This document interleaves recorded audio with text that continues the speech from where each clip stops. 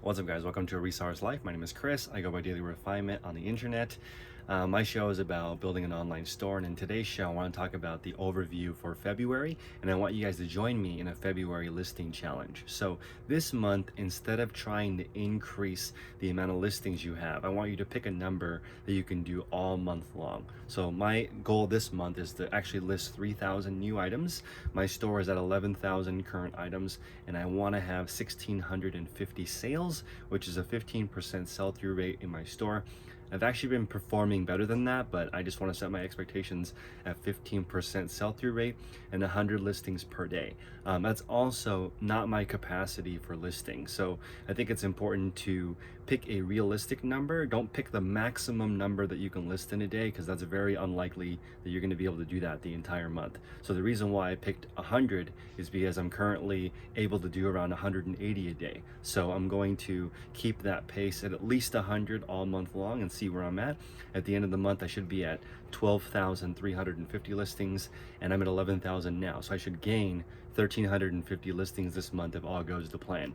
A couple of things that I also wanted to add that really helped me out is somebody asked in the morning call today about inventory. How do you do inventory? How often do you do inventory? So I'm actually going to do inventory every day. I have 600 bins in my system, so that's about 20 boxes every single month. I'm going to do inventory, so about 1 box per day.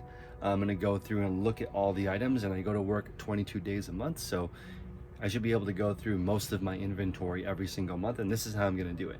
So new listings are gonna go into this. So I just picked up some Ben Davis pants. As you guys may have seen in the Facebook group, I picked up 371 pairs for 3,000 at the flea market. So I got those yesterday, and I just listed all of them this morning. So I don't have anything unlisted from this lot. So it's important to get things listed right away. So back here I have old inventory, because the way that my bins work is when the bins are empty, I go back through them and then refill them up again with new inventory. So what I did was, in this bin today, actually with all of these bins today, in this section, I actually went through my laptop and looked at all the old listings, and I realized a couple of things. One, this pair of Hush Puppy shoes was not listed. Okay, so that was a pair of shoes that was in one of my boxes that was not going to ever sell because it wasn't even listed. So I got to go back, relist that item. I noticed a few of my other items were priced incorrectly, and some of them were missing important item specifics because the item specifics system changed. So I went back and adjusted that. So today I should actually have a really big boost in sales, because I listed 371 of these in replenishable, not replenishable, but multi-quantity. So I wouldn't consider these a replenishable item because I can't resell them. This is a discontinued SKU, so I would not be able to reorder these. Basically, a company went out of business, and this person bought all of them at an auction and then sold them at the flea market. That's where these came from. So it's a multi-quantity, meaning there are more than one of them, but I can't reorder it because they're discontinued. So because they are actually shorts, I am going to wait it out until at least a year to sell through all of them, because what you can do is you can actually cheap sell them. But since I'm not in a hurry, of the 371, I only need to sell about 120 pairs to break even. So hopefully I'll sell 120 pairs in the next couple of months, and then I'm just gonna wait long tail, meaning wait till they all sell at close to full price, which is around $32, $33 plus shipping. I'm not in a hurry. There are other people who are selling the same type of thing, but it's important to understand that you don't need to cheap sell everything if you're the only one selling them. It's because it's discontinued, there's not that many of them, so I feel like the market's going to go up a little bit. These are really nice work shorts, so if you guys are looking for work shorts for yourself, hop in the listing and maybe grab a pair. Help me out, because I know that a lot of you ask why my solds are hidden. If you go to the feedback profile and click left for others, you can see the 14,000 sales that I've had. But if you click the sold, it won't show the sold listings, and the reason is because when you have items like this that you can reorder, eBay actually protects you while you reorder stock, so people can't actually see what's selling well for you. So it protects sellers from actually from too many competitors, because it's bad for everyone.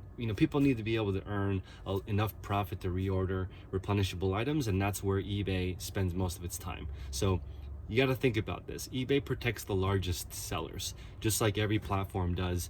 If you're doing a lot of volume, you're probably selling replenishables and you're an authorized dealer. What that means is you have a license to sell Ben Davis work pants. So Ben Davis gives you a wholesale order, you sell those on eBay. eBay wants to protect those sellers because they do millions of dollars.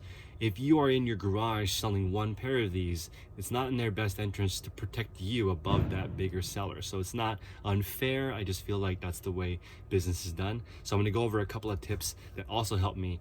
So make sure you smash the like button and consider subscribing if this is information that you find useful. And also, mid-roll plug for my Facebook group with Tech and Sports.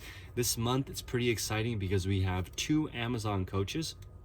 We have Jack Weaver. We also have one that we'll announce next week. And then we have Ashley Hustle at Home Mom, who does both eBay and Amazon coaching. So we have 8 coaching calls live every single week for you to get all your questions answered. And that's $34.99 a month at patreon.com/the resellers podcast. So get in there. And the important part of that Facebook group is the post. There is no way to continuously post what you're working on and not make huge improvements every single month. It's only if you don't post anything, no one knows what's going on, you're not staying accountable, then no system will work because you're not actually laying it out there for people to see. What you need to do is just share what's going on, what's not working, and other people can share their experience and give you an idea on what sells well and what doesn't. Before I purchased that lot, I actually posted it in the group. Would you guys purchase this lot at $10 a piece? And pretty much everyone said yes, unanimously they would pay $10 a piece. I ended up getting it around $8 a piece by asking, do you have any more? And essentially, he had more, but not with him. So what I did was I placed a deposit. So you want to make sure that people know that you're serious. So I placed a deposit on it. Plus, I don't carry $3,000 with me at the flea market. So I said, here, I'll give you this amount for a few, and then later can you deliver to my storage unit, and I'll pay you the rest of the money. So that's how that worked. Also, I recommend doing that at the flea market and not carrying a huge amount of money, because that is not a good look. So you want to make sure you're safe, especially now. I'm finding that there's a lot more local robberies. There's a lot of people are, I don't know if it's like this where you guys live, but crime is much higher here now. So I don't know, it is what it is. So just be careful out there. Be careful when you're going to garage sales. Pay attention to your surroundings, because some people are in a desperate situation right now. So be blessed. Probably not the best time to be flexing if you are into that, and not a good time to be flexing really at any time. But right now, if you're walking around looking like a target, I can guarantee you that might not end well right now, because a lot of people are doing bad. There are a lot of businesses that are not going to reopen, and you guys know the government is kind of printing money right now. So I assume that's eventually going to catch up with people. So a couple more tips for you guys. Employee wise, I'm going to move towards the employee model. So paying workers' compensation, paying unemployment. And so it's pretty difficult, honestly. And this is where I want to ask you guys' opinion, because where I am at, minimum wage is almost $15. So I'm going to be paying between $15 and $20 an hour. And the cost of all the benefits and stuff is about 1/3 more. So let me know if you have any experience with this in the comment section below. And I feel like what this is doing is it's actually pricing people out of the workforce, because it's really difficult. Like I'm a small business, and trying to make enough money to make it worth it to hire somebody at that rate is very difficult. So let me know, because I feel like minimum wage is going to move towards $15, and they're going to try to make it all the way up to $20 where I live, which makes it really hard, because as a small business, I have to make the job net me more than what I pay them, and the trouble to actually hire them. So if I'm hiring somebody for $20 an hour, hopefully they're making me at least $20 an hour, but I don't know. When you look at, as you guys know, I'm obsessed with this coffee shop model. It kind of blew my mind that coffee shops, 60% of the cost for the business is labor. That means more than half of the cost of the cup of coffee goes to the person that makes the cup of coffee. Now, that's insane. That could not work where I live. I don't have a large enough margin to pay 60% of my average sale price to the person. That's assuming on a $30 sale, I'd be paying $12 for someone to execute the sale. That's impossible in my particular business. It's way, way, way lower than that for my actual cost of ownership. But again, the overhead is so much lower because I'm operating out of a storage unit. A lot of you guys have asked, this unit is called Safekeep Storage, and the name of this place is Safekeep Storage, and it is a commercial storage unit. So there's not residential people here really, and the units are a lot more expensive. The security is a lot higher. So if you're here, there's 24/7 somebody on the spot. Every single unit is individually alarmed. So it's a little bit different than traditional residential one. It also has power. So depending on where you are, you can look for the more commercial style units. I know some people say in my area there's not these types of units, but probably there is.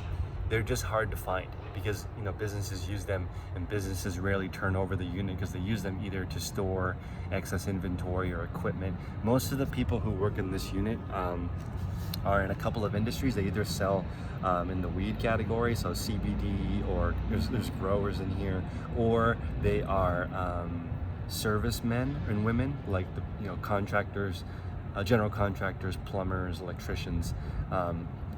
There's also junk removal places in here, and these units are between $2 and $3 a square foot.